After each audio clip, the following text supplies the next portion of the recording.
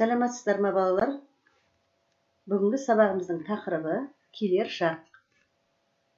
Сабақтың мақсаты етістікті тиісті шақта қолдану.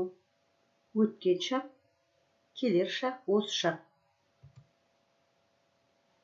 Келер шақ етістіктері іс-әрекеттің алдағы уақытта болатынын білдіреді. Келер шақ етістіктері не істеймін, не істейсің, не істейді деген сұрақтарға жауап береді. Не істеймін, оқимын. Не істейсің, жазасың. Не істейді, тазалайды. Енді балалар, оқулығымыздағы 29 жаттығуда берілген етістіктерді 3 шақта жазу керек. Оқы, көр, ойна.